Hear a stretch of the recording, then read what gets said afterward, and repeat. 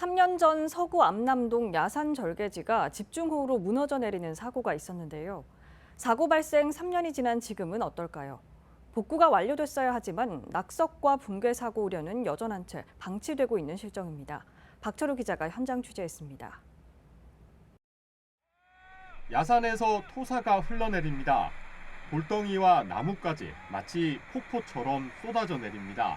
지난 2021년 서구 암남동의 한 야산에서 발생한 절개지 붕괴 사고 모습. 다행히 인명 피해는 없었습니다. 3년이 지난 현장입니다. 응급 복구 당시 쌓아 올린 마대와 높은 담장이 여전히 사고 현장을 둘러싸고 있습니다. 무너져 내린 급경사지 붕괴 위험 지역입니다. 사고가 난 지 3년이 흘렀지만 현장은 여전히 그대로입니다. 폐쇄된 인도는 잡초가 무성합니다. 토사를 막기 위한 철골 가림막 사이로 보행자가 위태롭게 오갈 뿐입니다. 통행하기가 제일 불편하지. 우리 보행자 주변에서는 또 이게 또 언제 또 무너져가지고 할지 그것도 위험한데. 운전자들도 불편하긴 마찬가지. 붕괴 사고로 줄어든 차선은 언제 원상 복구될지 모릅니다.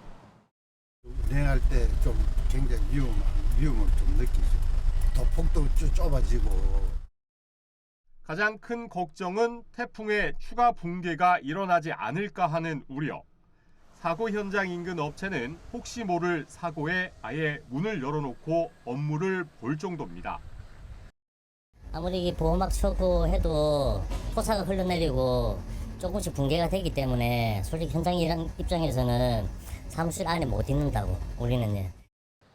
취재진은 한국지반연구원에 현재 집안 상태를 의뢰한 결과 이 무너져 내린 절개지는 안정화된 상태라고 답변을 받았습니다.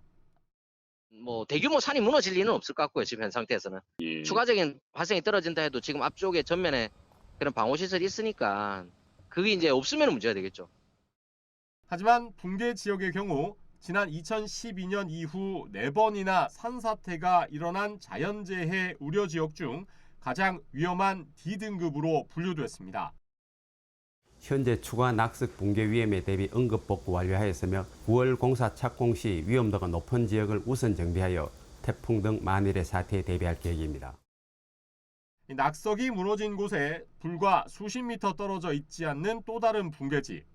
이곳 역시 추가 붕괴 위험을 대비해 마대가 높게 쌓여 있습니다. 추가 유실을 막아줄 응급 복구 시설만 설치했다가 얼마 전 복구 공사가 시작됐습니다. 공사가 빠르게 진행되지 못한 건 이 절개지가 사유지기 때문입니다. 차량 파손도 일어나고 그다음에 붕괴 직전이고 해서 그걸 서로 방치하면 거기가 도로가잖아요. 좀 대형 사고 날 확률이 있고 해서 저희가 그냥 서구청에 그러면 그렇게 하겠다. 올해 장마는 다행히 추가 피해 없이 넘겼지만 태풍이 지나갈 경우 낙석이나 붕괴 사고가 우려되는 만큼 인근 업체 종사자와 주민들의 불안은 계속될 수밖에 없습니다. BTV 뉴스 박철우입니다. 채널 BTV